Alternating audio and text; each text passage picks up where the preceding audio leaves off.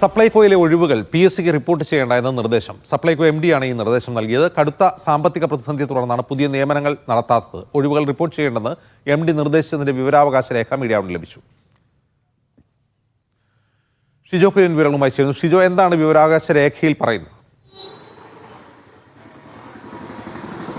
അജിംസ, സപ്ലൈകോയിലെ ധനപ്രതിസന്ധി എത്രമാത്രമുണ്ട് എന്ന് തെളിയിക്കുന്നതിൻ്റെ ഏറ്റവും ഒടുവിലത്തെ ഉദാഹരണമാണ് ഇപ്പോൾ സപ്ലൈകോയിൽ ഒഴിവ് വന്നിട്ടുള്ള ഇപ്പോഴത്തെ ഒഴിവുകൾ. അസിസ്റ്റന്റ് സെയിൽസ്മാൻ തസ്തികയിൽ വന്നിരിക്കുന്ന ഒഴിവുകൾ PSCക്ക് റിപ്പോർട്ട് ചെയ്യേണ്ട എന്ന് Supplyco chairman and managing director നൽകിയ വിവരാവകാശ രേഖയുടെ പകർപ്പ് ഇപ്പോൾ മീഡിയ വണ്ണിൽ ലഭിച്ചിരിക്കുന്നത്. കുറേയധികം ഉദ്യോഗാർത്ഥികൾ ഈ സപ്ലൈകോയിലൊക്കെ നിയമനം കാത്തിരിക്കുകയാണ്. അപ്പോൾ നിലവിൽ ഏതാണ്ട് സംസ്ഥാനത്ത് 150-ലധികം ഒഴിവുകൾ അസിസ്റ്റന്റ് സെയിൽസ്മാൻ തസ്തികയിൽ സപ്ലൈകോയിൽ ഒഴിവ് വന്നിട്ടുണ്ട്.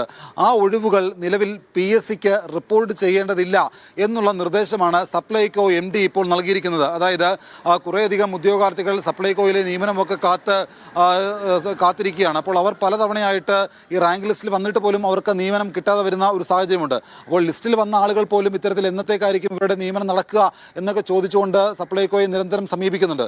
അപ്പോൾ ഇനി വരുന്ന ഒഴിവുകൾ പോലും PSCക്ക് റിപ്പോർട്ട് ചെയ്യേണ്ടതില്ല എന്നുള്ള ഒരു നിർദ്ദേശമാണ് സപ്ലൈകോ MD നൽകിയിരിക്കുന്നത്. അപ്പോൾ അത്തരത്തിൽ വിവരാവകാശ രേഖയ്ക്ക് കുറേയധികം ഉദ്യോഗാർത്ഥികൾ ചോദിച്ചതിൻ്റെ വിവരാവകാശ രേഖയ്ക്ക് മറുപടി എന്ന രീതിയിലാണ് സപ്ലൈകോ MD ഇത്തരം ഒരു കാര്യം പറഞ്ഞിരിക്കുന്നത്. അപ്പോൾ നിലവിൽ സപ്ലൈകോയ്ക്ക് സമാനമില്ലാത്ത വലിയ സാമ്പത്തിക പ്രതിസന്ധിയുണ്ട്. നമ്മൾ കഴിഞ്ഞ കുറേ ദിവസങ്ങളായിട്ട് ഇത് സംബന്ധിച്ചുള്ള വാർത്തകൾ നൽകുന്നുണ്ട്. അപ്പോൾ ഈ സാമ്പത്തിക പ്രതിസന്ധി എന്ന് പറയുന്നത് സപ്ലൈകോനെ മൊത്തത്തിൽ വലിയ തരത്തിൽ ബാധിച്ചിട്ടുണ്ട്. അത് സപ്ലൈകോയിൽ സബ്സിഡി സാധനങ്ങൾ ഇല്ലാത്തത് മാത്രമല്ല, സപ്ലൈകോയുടെ ജീവനക്കാർക്ക് കൊടുക്കാനുള്ള കുടിശ്ശിക മാത്രമല്ല, അങ്ങനെ പല തരത്തിലുള്ള ബുദ്ധിമുട്ടുകൾ സപ്ലൈകോ നേരിടുന്നുണ്ട്.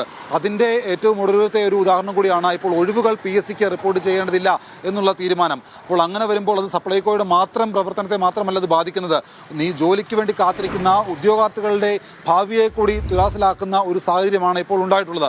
അത് സപ്ലൈകോയിൽ മാത്രമല്ല, മറ്റ് പല വകുപ്പുകളിലും അത്തരത്തിലുള്ള പ്രയാസങ്ങൾ നേരിടുന്നുണ്ട്. പക്ഷേ സപ്ലൈകോനെ സംബന്ധിച്ചുകൊണ്ട് ഈ അടുത്ത കാലത്തൊന്നുമല്ല ഈ പ്രതിസന്ധി ഉണ്ടായിട്ടുള്ളത്.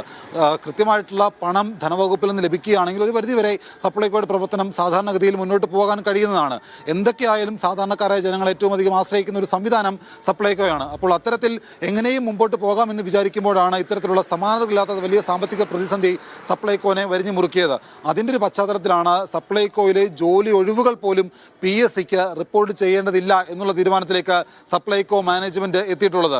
അത് സപ്ലൈകോ മാനേജ്മെൻറ്റിൻ്റെ മാത്രം ഒരു പിടിപ്പുകേടാണോ അല്ലെങ്കിൽ അവരുടെ ഒരു പ്രശ്നം കൊണ്ടാണോ എന്നൊക്കെ ചോദിച്ചു കഴിഞ്ഞാൽ അതിനൊക്കെ ഒരുപാട് ഉത്തരങ്ങൾ പല സാഹചര്യങ്ങളും ഉയർന്നു വരും. അതിനകത്ത് സപ്ലൈകോനെ മാത്രം കുറ്റം പറയാൻ കഴിയുകയില്ല. കാരണം അതിനകത്ത് സർക്കാർ സംവിധാനങ്ങൾ ഒന്നടങ്കം പ്രവർത്തിച്ചാൽ മാത്രമേ സപ്ലൈകോയുടെ പ്രവൃത്തി അല്ലെങ്കിൽ ഒരു പ്രതിസന്ധി മാറുകയുള്ളൂ. അതിന് ഏറ്റവും അധികം ഇടപെടേണ്ടത് ധനവകുപ്പാണ്. കൊടുക്കാനുള്ള പൈസയൊക്കെ കൊടുത്തുകൊണ്ട് സപ്ലൈകോനെ ലാഭത്തിലേക്ക് കൊണ്ടുവന്നാൽ അല്ലെങ്കിൽ നഷ്ടമില്ലാതെ പോകാൻ കഴിഞ്ഞു കഴിഞ്ഞാൽ ഒരുപക്ഷേ സപ്ലൈകോയ്ക്ക് ഈ നിയമനങ്ങളൊക്കെ സാധാരണഗതിയിൽ നടക്കുന്ന പോലെ നടത്തിക്കൊണ്ട് പോകാൻ കഴിയും. പക്ഷേ ഇപ്പോൾ ഈ ഉദ്യോഗാർത്ഥികൾക്ക് നിയമനം കൊടുത്താൽ അവർക്ക് കൊടുക്കാനുള്ള ശമ്പളം പോലും സപ്ലൈകോയ്ക്ക് കണ്ടെത്താൻ വലിയ തരത്തിലുള്ള സപ്ലൈകോയുടെ ദൈനംദിന പ്രവർത്തനങ്ങൾ പോലും ഈ സാമ്പത്തിക പ്രതിസന്ധി ബാധിക്കുന്നുണ്ടോ? പ്രത്യേകിച്ചും വിലക്കയറ്റം വളരെ വലിയ രൂക്ഷമായിരിക്കുന്ന സാഹചര്യത്തിൽ സപ്ലൈകോയുടെ കാര്യത്തിൽ ഇനി തദ്ദേശ തെരഞ്ഞെടുപ്പൊക്കെ വരാൻ പോവുകയാണ്. ഈ സർക്കാർ എന്തെങ്കിലും ഗൗരവമായി ആലോചിക്കുന്നുണ്ടോ?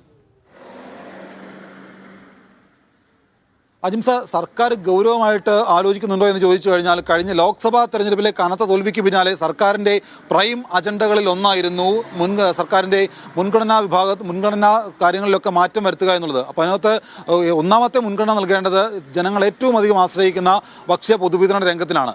ആ പൊതുവിതരണ രംഗത്ത് എന്തെങ്കിലും തരത്തിലുള്ള മുൻഗണന സർക്കാർ ഈ ലോക്സഭാ തെരഞ്ഞെടുപ്പിന് ശേഷം കൊടുത്തോ എന്ന് ചോദിച്ചു കഴിഞ്ഞാൽ എന്തൊക്കെയോ കാര്യങ്ങൾ പേപ്പറിൽ എഴുതി കൂട്ടി വെച്ചതല്ലാതെ ഇതൊന്നും പ്രാവർത്തികമായിട്ടില്ല, ഒന്നും പ്രാബല്യത്തിൽ വന്നിട്ടില്ല. പൊതുവിപണിയിൽ വലിയ തരത്തിലുള്ള വിലക്കയറ്റം ഓരോ സാധനങ്ങൾക്കുമുണ്ട്. പെട്രോളിനായാലും LPGക്കായാലും അങ്ങനെ പച്ചക്കറിക്കായാലും പലവ്യഞ്ജനങ്ങൾക്കായാലും ഒക്കെ വലിയ വിലവർധനമുണ്ട്. ഇതൊക്കെ നിയന്ത്രിക്കാൻ സർക്കാർ ഫലപ്രദമായിട്ട് ഇടപെടുന്നുണ്ടോ എന്ന് പറയുന്നുണ്ട്. പക്ഷേ സപ്ലൈകോയിലെ പ്രതിസന്ധി സാധനങ്ങളില്ലാത്തത്, സപ്ലൈകോയിലെ സബ്സിഡി സാധനങ്ങൾക്കടക്കം വില കൂട്ടിയപ്പോൾ അത് വലിയ തരത്തിലുള്ള വാർത്തയായതാണ്. വില കൂട്ടൽ തീരുമാനത്തിനെതിരെ കോൺഗ്രസ് അടക്കമുള്ള പ്രതിപക്ഷ പാർട്ടികൾ രംഗത്ത് വരികയും ചെയ്തതാണ്. അപ്പോഴും വില കൂട്ടിയപ്പോഴും സാധാരണക്കാരായ ജനങ്ങൾ സപ്ലൈകോനെ ആശ്രയിക്കുകയും ചെയ്തിരുന്നു. കഴിഞ്ഞ ഓണക്കാലം വരെ സപ്ലൈകോനെ നല്ല രീതിയിൽ ആശ്രയിച്ച് പോകുന്നതാണ്. പക്ഷേ അതിനുശേഷം സപ്ലൈകോ വലിയ ബുദ്ധിമുട്ടിലേക്ക് വീണ്ടും പോയിരിക്കുകയാണ്. കാരണം വിതരണക്കാർക്ക് കോടിക്കണക്കിന് രൂപ കൊടുക്കാനുണ്ട്, ഏതാണ്ട് 1000 കോടിയിലധികം കൊടുക്കാനുണ്ട്. ഇതുവരെയും വിതരണക്കാർക്ക് 1 രൂപ പോലും കൊടുത്തിട്ടില്ല. അപ്പോൾ ആ പ്രശ്നങ്ങൾ, ആ സാമ്പത്തിക പ്രതിസന്ധി പരിഹരിക്കാതെ ഇപ്പോഴീ ഉണ്ടായിട്ടുള്ള പ്രതിസന്ധികൾ അല്ലെങ്കിൽ ഇപ്പോഴുണ്ടായിട്ടുള്ള ഈ പ്രശ്നങ്ങളൊന്നും പരിഹരിക്കാൻ കഴിയുകയില്ല. അതായത് വിതരണക്കാർക്ക് പൈസ കൊടുക്കണം, സപ്ലൈകോയിൽ സാധനങ്ങൾ എത്തിക്കണം. അപ്പോൾ അതിനൊക്കെ വേണ്ടത് പണമാണ്.